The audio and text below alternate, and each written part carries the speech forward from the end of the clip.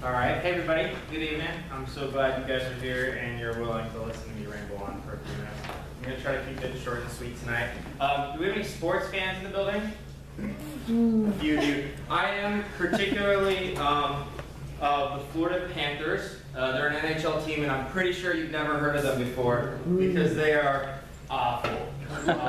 There's nothing worse than being a die-hard fan to a team that consistently loses year after year after year. To get emotionally invested in a team that you put so much passion and so much energy into cheering for and rooting for, and to see them blow it up in your face. I honestly daily have to remind myself that I cannot just jump ship and root for the Tampa Bay Lightning. Come on. Believe me, I want to. Come on. But I am a diehard Florida Panthers fan. That's good. So I know that to be a good fan, I have to stick with them through the thick and the thin.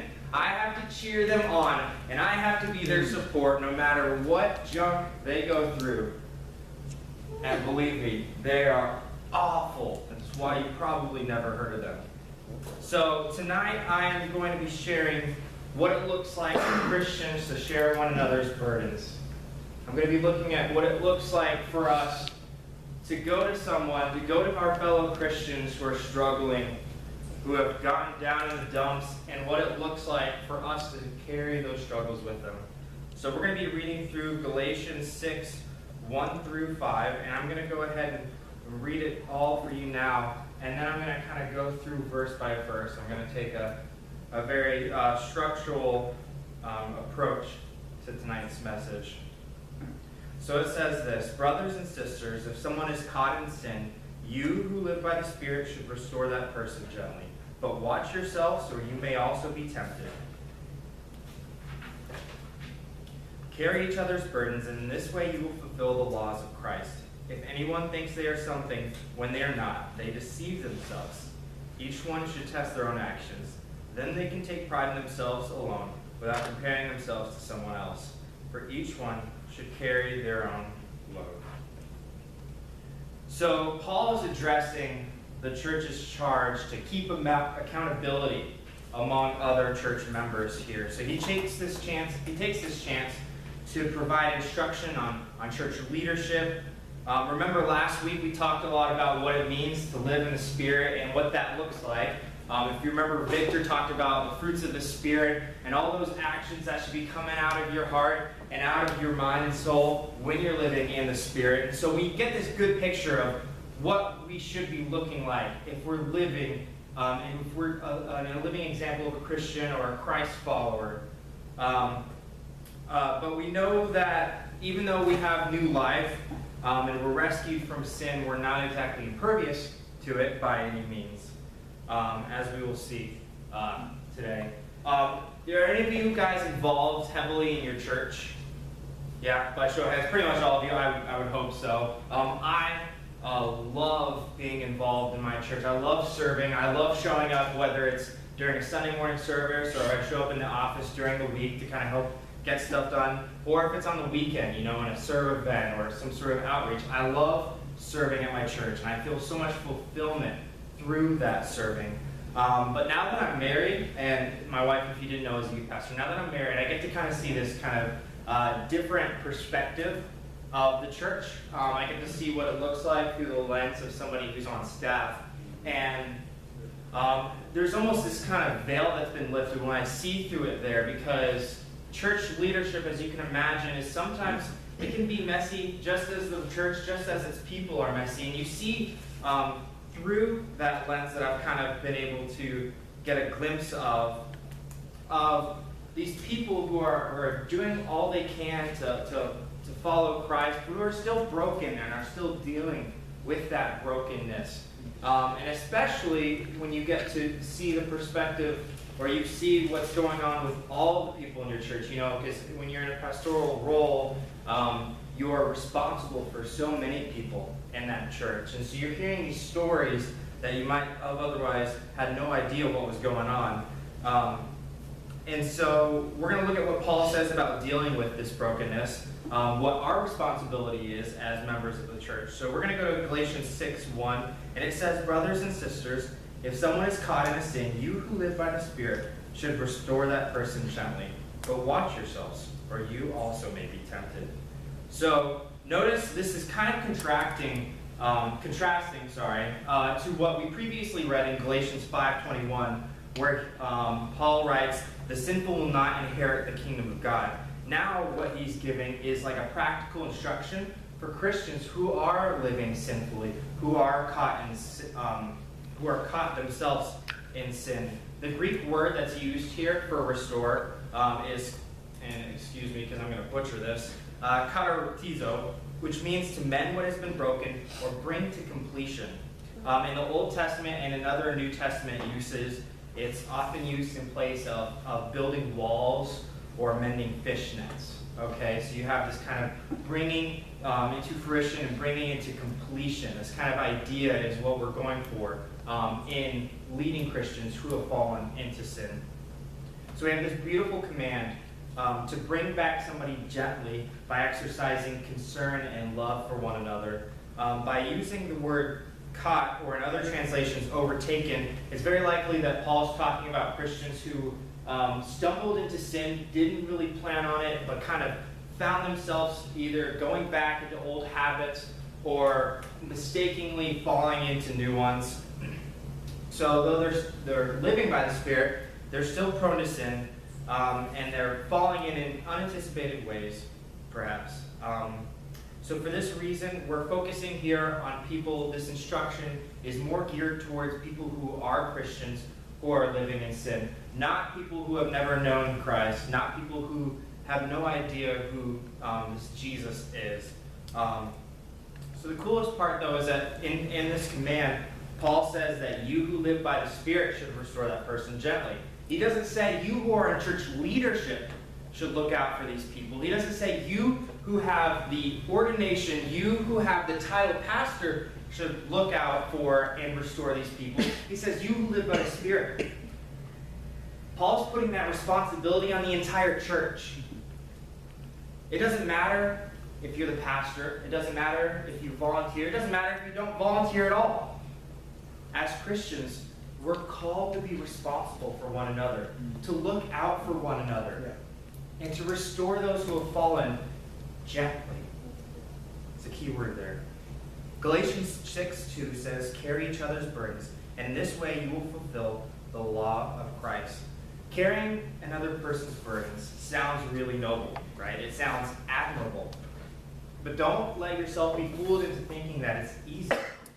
In this context, we're talking about taking someone's burdens who may be heavily trapped in sin and in darkness. So to carry their burdens, we have to completely invest our lives into that of those who are fallen. Have you ever had your parents say this phrase, and I think this is a really classic phrase, and you know when you hear it, you feel awful. They say, "I'm not angry, I'm just disappointed." That's a hard thing to hear, especially if you have a semi-decent relationship with your parents, you know, because no kid wants to let their parents down. When I was a teenager, probably 12 or 13, I remember I was out at the store with my mom, and we were walking around, and I had spent some time there, and I was walking by the aisle with all the trading cards. So like the sports trading cards, the Pokemon cards, or whatever it was. And I remember I found a pack of cards there that I thought were really cool, and I really wanted these cards. But of course, I didn't have any money with me. And my family had a policy, don't ask for it, because we're not going to buy it for you. So I knew that there wasn't any hope of me receiving these. So I made a poor decision in that moment. I took that pack of cards and I put it in my pocket. And I walked out of the store and I didn't tell anybody. And that ate me alive. I forgot about it for a little while. But about a year later, and it's kind of crazy, a year later I was sitting in my bed late at night, and I started thinking about that pack of cards. And I still had those cards because they were really cool. I think it was really glossy and it had this cool like foil finish. And it was eating me. I couldn't fall asleep because all I could think about was that mistake I made. So I went and I got my parents out of bed. It was really late at night. I woke them up to confess what I had done. I decided I couldn't take it anymore. I had to tell them about what I had done. And I expected to get a huge, huge punishment. And I certainly did, but I was expecting my parents to be like completely berserk when they had heard the news. But to my surprise, when I told them about what I had done, I saw sadness. My parents weren't so much angry as they were upset, because I know that what I had done was wrong, and they were hurting for me. They were feeling for me. They were taking my burden with them.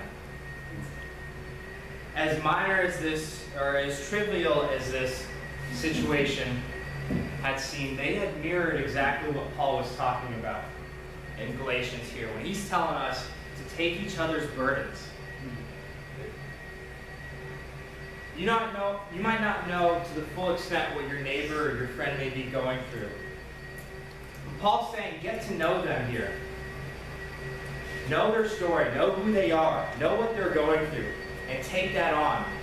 Challenge yourself. Become intimate with your neighbors and your friends in a very holistic way. And he says, in this way you'll fulfill the law of Christ.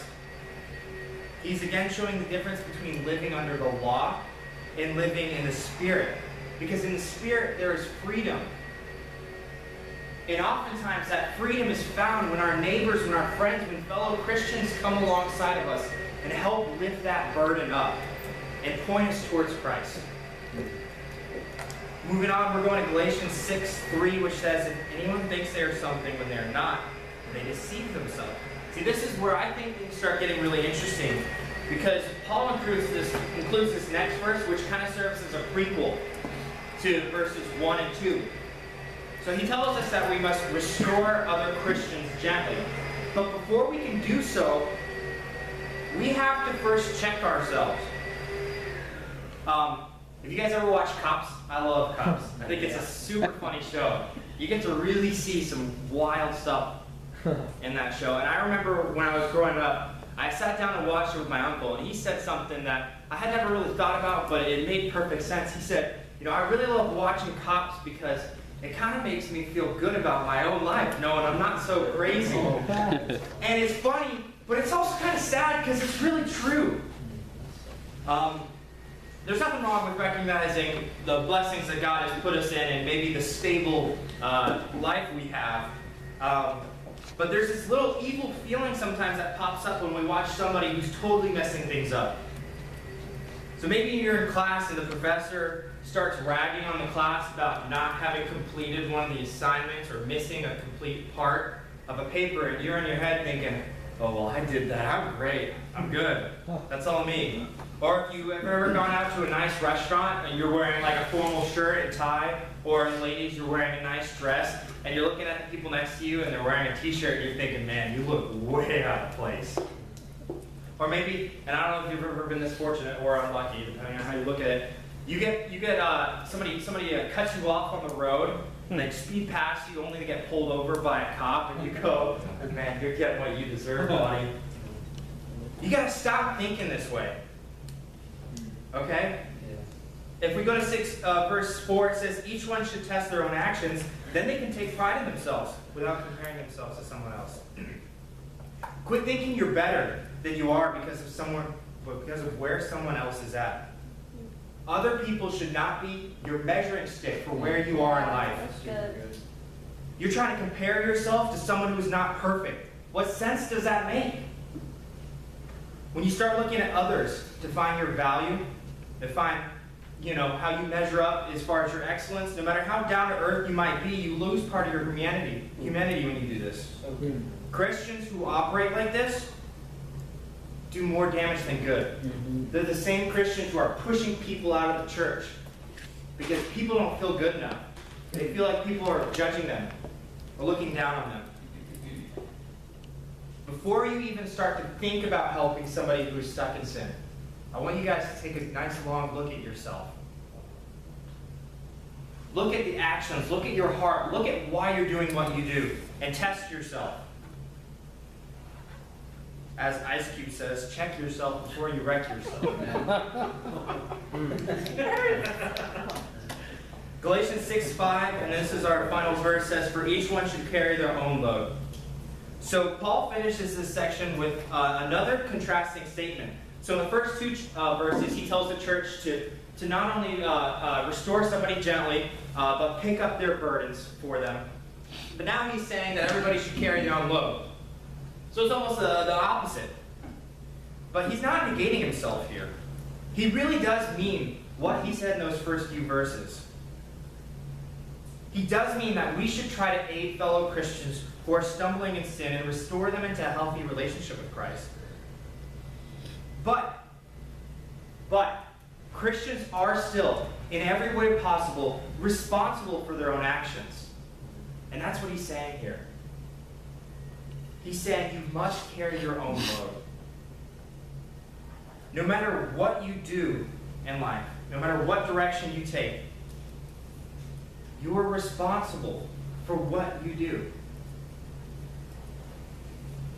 So Paul finishes this by reminding the church that they will be held accountable after life.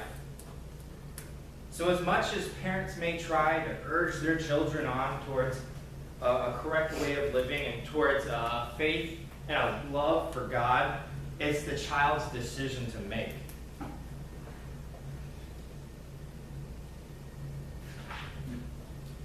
So, in closing, I want you guys to remember that we're called to restore people who are fallen. We're called to restore those Christians who are caught up in sin. But we must do it gently. And before we do so, I want you guys to check yourself. I want you guys to evaluate your own actions. Don't use other people to measure where you're at in life. There's two different kinds of people that I want to speak to right now. The first thing maybe this. Maybe you're living what you think is right. Maybe you're living the straight and narrow path. Maybe you don't struggle with substance abuse, greed, jealousy, anger, or other life-changing issues. But if you look at those around you and you use them as a measuring stick for where you're at in life, and how successful you are, you may have a really, really messed up ego. So I want to challenge you guys to cast those thoughts from your mind. If you notice thoughts and feelings start to creep in when you look at other people and you start to feel better about yourself, or vice versa, really, it could go both ways. I want you guys to try everything you can to cast those thoughts out. To remember who you are in Christ. And remember that the only person we can really strive to imitate or look at when we think about where we're at is Jesus Christ. Yeah. The perfect example. The second person I want to speak to before I close tonight is this. Maybe you were living right and your heart was in the right place. But something happened and you tripped up. You messed up. Now you're having a hard time telling right from wrong. Maybe you're justifying your actions because of the situation you feel like you're in. Or maybe you've never gotten to know Christ at all. I want to show you that freedom is found through Jesus Christ. So if you feel like you're at a place where you aren't carrying your own burden, like you're at a place where you're not walking in the Spirit, I want to encourage you and challenge you to commit your life to Christ right now. Thank you.